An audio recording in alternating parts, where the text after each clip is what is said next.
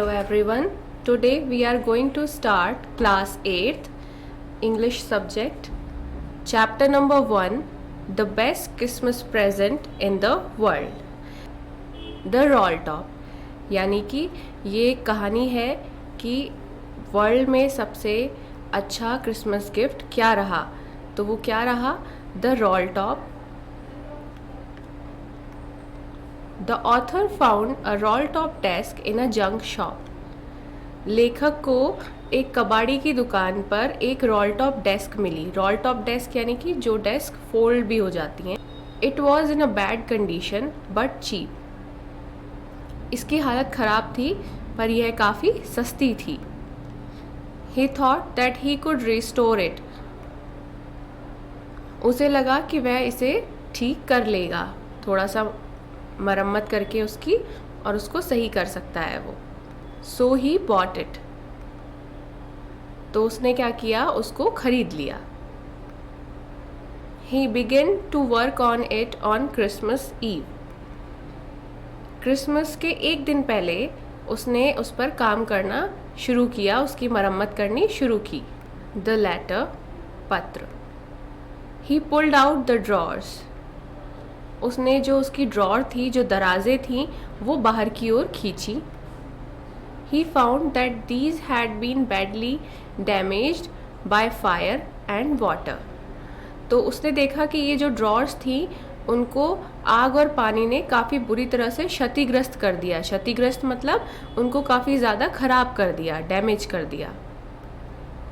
The man who sold it had told him that it was very old. जिस व्यक्ति ने उसको यह बेची थी उसने उसको ये बताया कि ये काफ़ी ज़्यादा पुरानी है.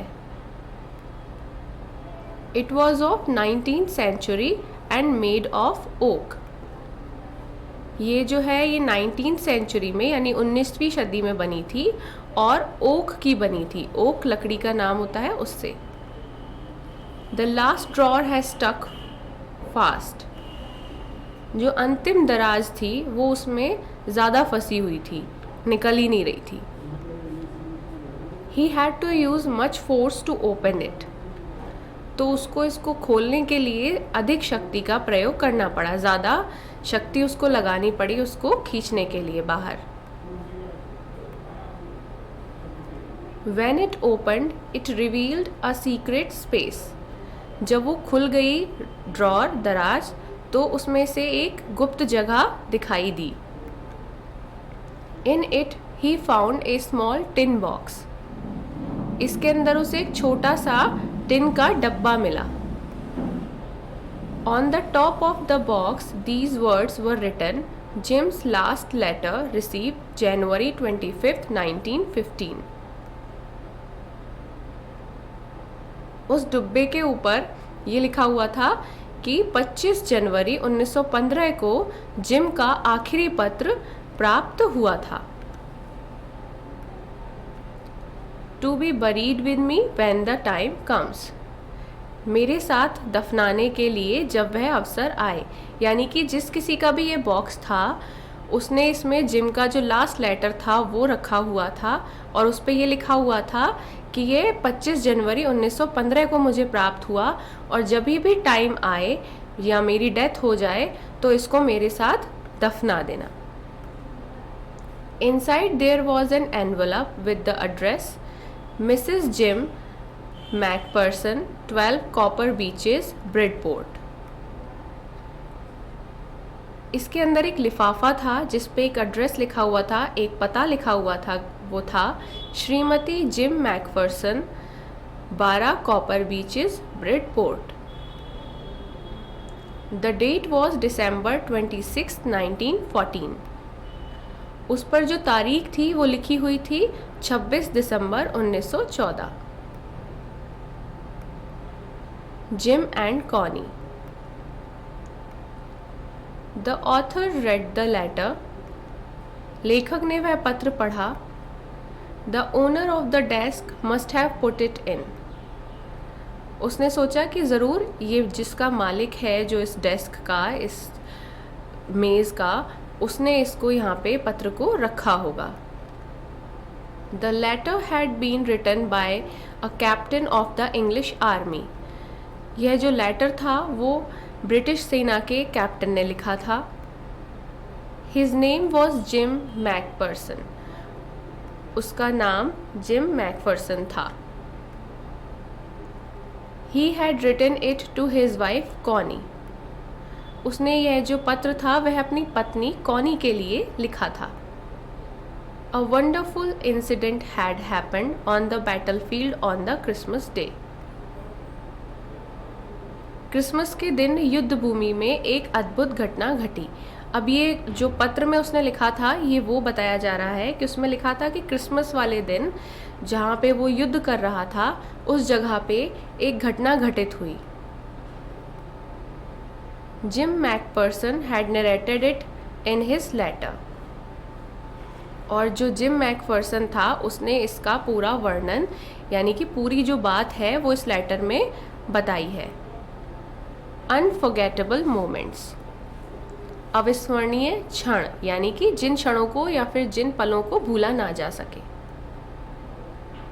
The English and the Germans were at war.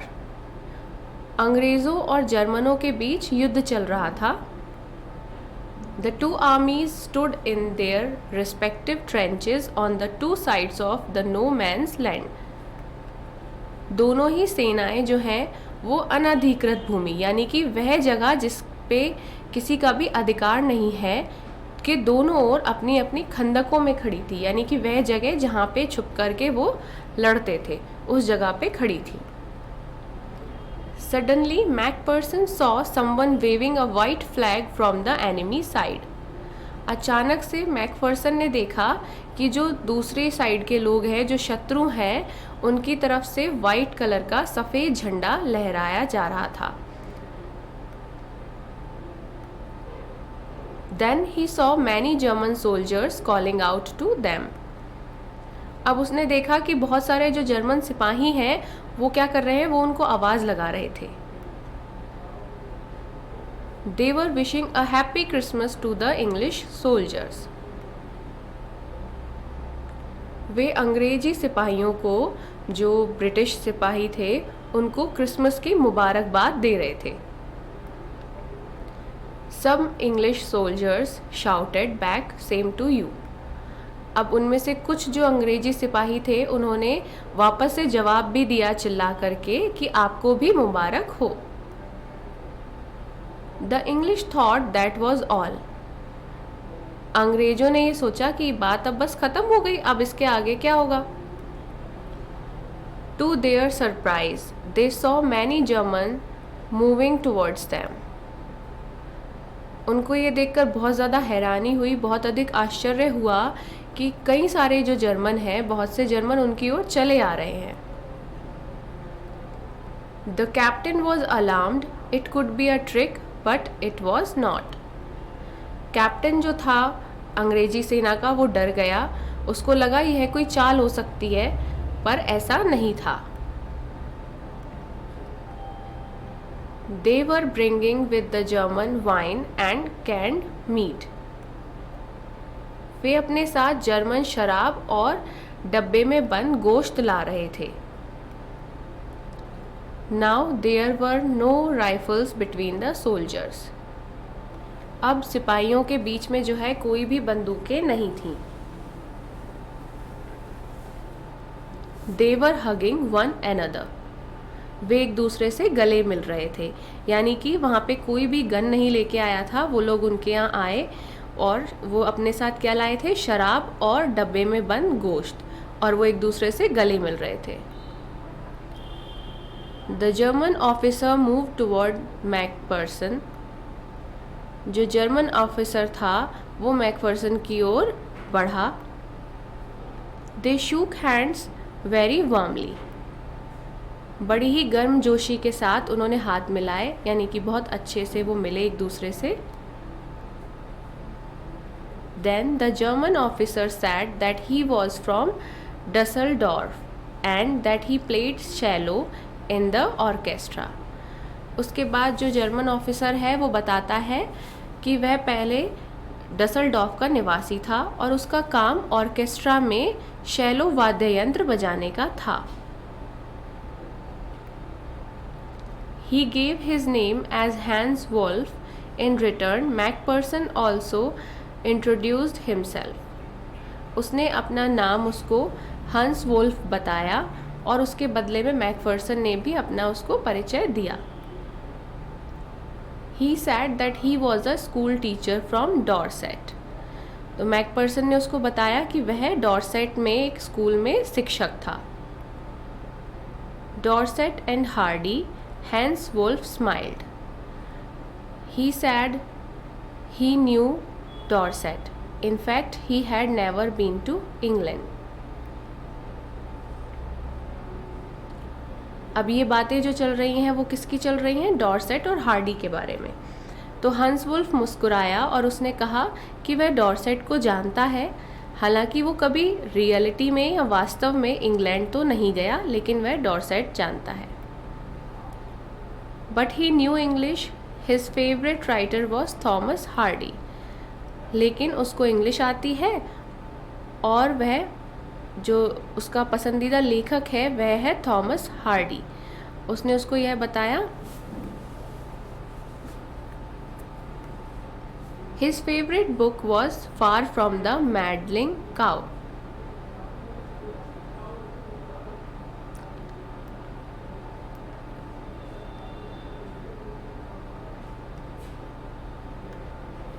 His favorite book was Far from the Madding Crowd. उसकी जो पसंदीदा पुस्तक थी वह थी Far from the Madding Crowd. It was from there he had learned all about Dorset. उसने बताया कि उसने उसी पुस्तक से डॉर्सेट के बारे में जो भी कुछ वह जानता है वह जाना. Macpherson shared with Hans Wolf the Christmas cake his wife had sent for him. Macpherson ने हैंस वुल्फ के साथ अपना जो क्रिसमस का केक है जो उसकी वाइफ ने, उसकी पत्नी ने भेजा था, वह बांटा. Hans Wolf said that the marzipan was the best he had ever tasted. Hans Wolf ने कहा कि इतना बढ़िया मार्जिपन उसने पहले कभी नहीं चखा था. It was a wonderful Christmas party. यह एक शानदार क्रिसमस की पार्टी थी. वॉर और फुटबॉल. युद्ध या football. Then a soldier brought out a football. तभी कोई सिपाही एक फुटबॉल ले आया. The soldiers played while Macpherson and Hans Wolf clapped and cheered. अच्छा, सभी सैनिक जो है वो खेलते रहे और जो मैकफर्सन और हैंस वुल्फ थे वो तालियां बजाते रहे और उनका उत्साह बढ़ाते रहे. Hans Wolf suggested that the world would be much better if the problems were resolved by a football match instead of war. हंस वुल्फ ने कहा कि ये दुनिया कितनी ज़्यादा अच्छी होती, यह संसार की स्थिति कितनी ज़्यादा बेहतर होती अगर युद्ध की जगह पर जितने भी समस्याओं का निदान है वो फुटबॉल खेल करके हो जाता. तो यानी कि अगर फुटबॉल से ही सारी समस्याएं सुलझा ली जाती तो युद्ध करने की आवश्यकता ही ना पड़ती. The celebration. मौज मस्ती. After the football match all the drinks and eatables were consumed. Football match के बाद खाने पीने का सारा सामान जो है वो खा पी लिया गया था. ईटेबल्स यानी कि खाए जाने योग्य सामान. Now it was time to part. Hans Wolf saluted Macpherson and walked away slowly and unwillingly. अब जो है ये बिछड़ने की वेला थी, यानी कि अब उनको अलग होना था. तो हैंस वुल्फ ने मैकफर्सन को सल्यूट किया, सलाम किया और धीरे धीरे अनिच्छापूर्वक वह चला गया. अनिच्छापूर्वक यानी कि उसकी इच्छा तो नहीं थी लेकिन उसको जाना पड़ा. That night the Germans were heard singing a carol. उस रात जर्मनों की ओर से कैरल गाने की आवाज़ आई. कैरल यानी कि क्रिसमस पे जो सॉन्ग्स गाए जाते हैं, जो गीत गाए जाते हैं, उनको बोलते हैं. The English soldiers replied with a rousing chorus of another carol. अब इसके जवाब में जो अंग्रेज सिपाही थे उन्होंने भी कोरस में गाया यानी समूह में गाया, एक अन्य फड़कती हुई कैरोल गाया। कुछ देर तक कैरोल का यह क्रम चलता रहा और फिर वह सब शांत हो गया। They exchanged carol for a while and then it was all silence, यानी कि कुछ देर सभी इसी तरीके से कैरल गाते रहे और फिर वो लोग शांत हो गए। Macpherson wrote in his letter that he would treasure those moments all his life. Macpherson ने अपने पत्र में यह लिखा था कि वह उन क्षणों को जीवन पर्यंत याद रखेगा, यानी कि वह ये जो क्षण थे उसके, ये जो पल थे, उन्हें कभी भी नहीं भूलेगा। The hope, Asha. Macpherson ended the letter hoping that the war would end soon. Both armies longed for peace and he was sure they would be together again. अच्छा, मैकफर्सन ने जो है वो लेटर का अंत किया और उसमें ये कहा कि इस आशा के साथ कि युद्ध जो है वो जल्दी ही समाप्त हो जाएगा। Both armies longed for peace and he was sure they would be together again. तो उसने कहा कि दोनों ही जो सेनाएं हैं वो शांति चाहती हैं और उसे यह विश्वास है कि वे जल्दी ही मिलेंगे। The burnt house, जला हुआ घर। Having read the letter, the author put it back in the envelope. पत्र को पढ़कर लेखक ने उसे वापस लिफाफे में डाल दिया। He decided to give the letter back to whom it belonged. उसने यह निश्चय किया कि वो ये पत्र जो है उसके पास ले जाएगा जिससे ये बिलोंग करता है, यानी कि जिसका यह पत्र है वह उसके पास ले जाएगा। The address was of Bridport, Dorset, so he drove to that place. उस पर जो पता लिखा था वो ब्रिडपोर्ट डोरसेट लिखा हुआ था, तो वह वहाँ तक गया अपनी गाड़ी में बैठकर। The house number 12 turned out to be a burnt out shell. जो 12 नंबर का मकान था वो एक जली हुई कोठरी की तरह लग रहा था। It was found that Mrs. Macpherson was in the house when it caught fire. उसे यह पता चला कि जो श्रीमती मैकफर्सन थी वो आग लगने के टाइम पर, जब इस घर में आग लगी थी तो उसके अंदर ही थी। The fireman had got her out just in time. और जो फायरमैन था, क्योंकि जब फायर ब्रिगेड बुलाई जाती है तो उसमें क्या आते हैं, फायरमैन आते हैं, तो जो फायरमैन था वो उनको बिल्कुल आखिरी समय में, अंतिम क्षण में बाहर लेकर आया। She was 101 year old. Now she was in a nursing home.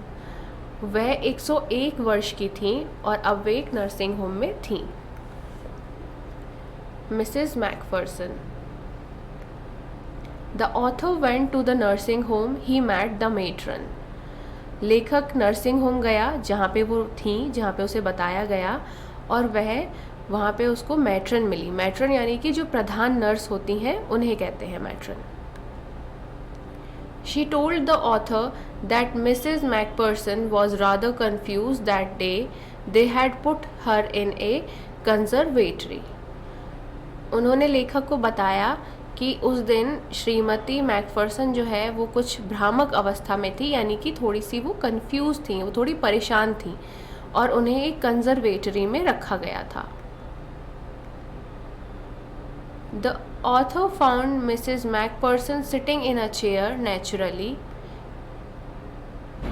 लेखक ने जो श्रीमती मैकफर्सन थी उनको एक कुर्सी पर बैठा पाया। Naturally, she looked up at the author vacantly. और स्वाभाविक था, यानी कि वो इतनी परेशान थी तो उन्होंने उसको देखा भी कैसे, लेखक को रीति निगाहों से, यानी कि बहुत ही खालीपन के साथ उन्होंने उसको देखा। But her eyes lit up when he called her Connie and gave her the letter. He told her how he had got the letter.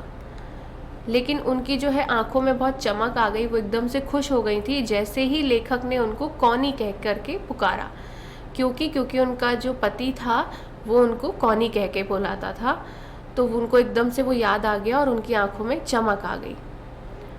He told her how he had got the letter. उसने उसे बताया कि उसे यह पत्र कैसे मिला था। But she was not listening to him. She reached out and took his hand. Her eyes were filled with tears. She felt that her Jim had returned. अब जो है वो उसको सुन नहीं रही थी, उनका ध्यान उसकी बातों पर बिल्कुल भी नहीं था। She reached out and took his hand. अच्छा, वो आगे बढ़ी और उन्होंने उनके हाथ को पकड़ लिया। Her eyes were filled with tears. उनकी जो आंखें थी वो आंसुओं से भरी हुई थी।